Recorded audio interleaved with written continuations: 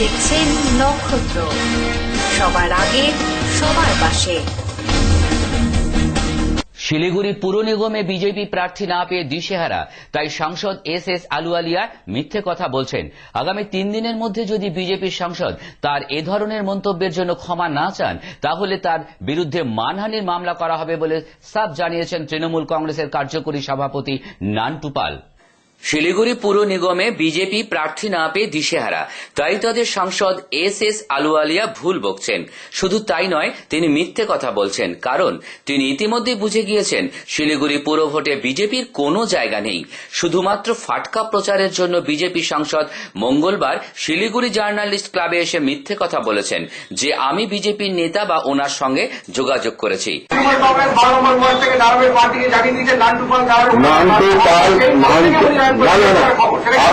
আপনি এই খবর কি রাখেন কি নান্টু পাল আমার কাছে এসেছিল টিকিটের জন্য? এই খবরটা রাখেন চুপ করে থাকুন না, চুপে থাকুন না। যেদিন আমি থাকবো বলে দেবো আপনাকে।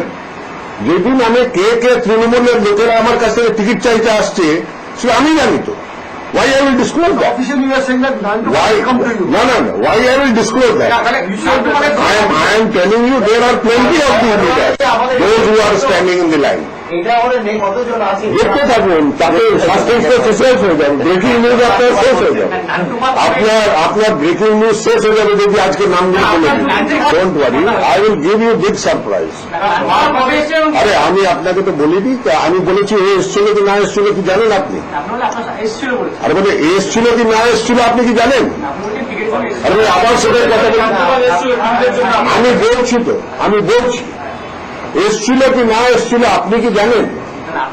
আমি I will disclose it, don't worry, I will disclose it.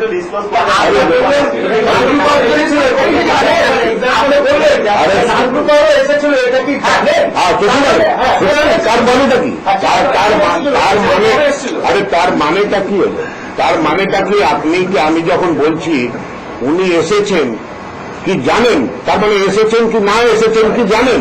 I will tell you who are the people who are approaching me for the ticket and I will give you the surprise. Don't worry.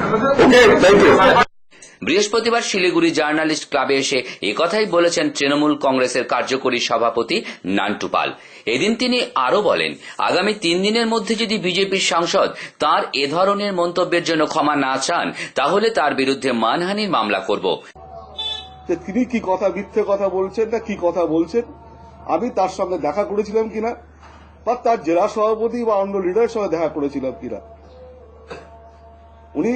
উনি কথাই বলেছেন। তবু আমি ওনার একটু আড়িয়ে বললাম যে তিনি clear করুক,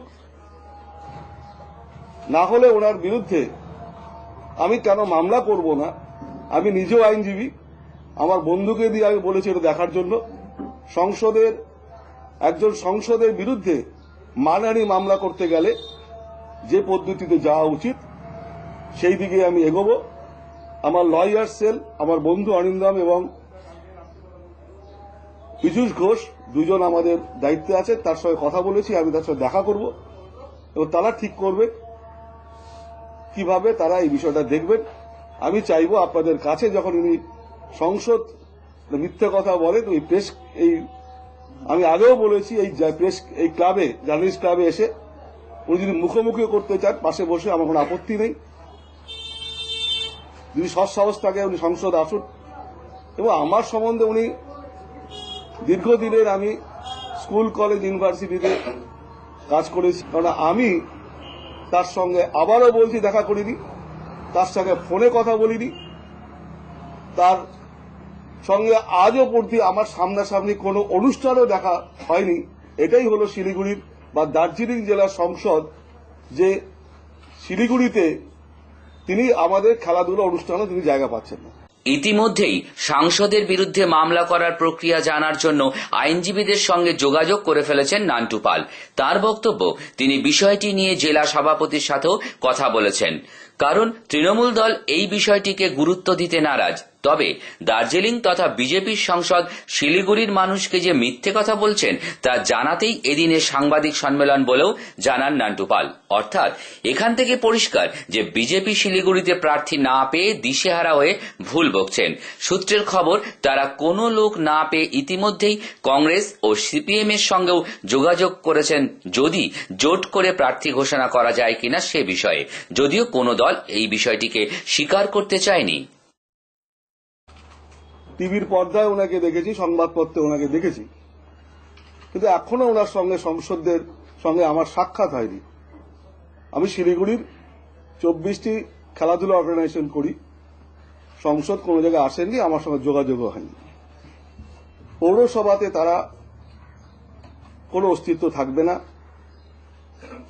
এবং সেখানে দাঁড়িয়ে যাদের তারা ক্যান্ডিডেট পাচ্ছে না, তখন তারা বিভিন্ন জায়গাতে মিথ্যে কথা বলে ক্যান্ডিডেটকে ভাঙানোর চেষ্টা করছে এবং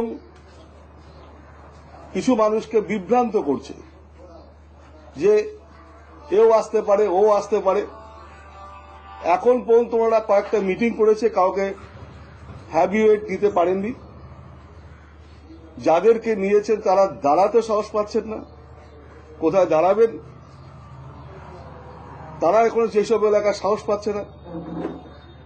তো সেখানে দাঁড়িয়ে শিক্ষিত মানুষ অসত্য কথা বলছেন, আলুওয়ালিয়া মিথ্যে কথা বলছেন।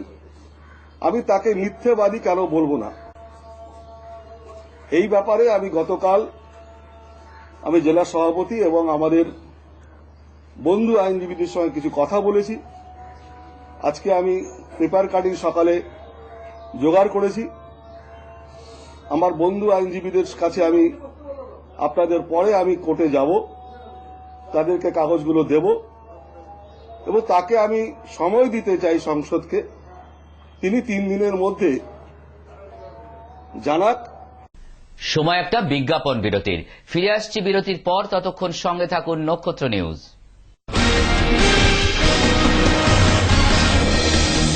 আপনারা দেখছেন নক্ষত্র, সবার আগে সবার পাশে।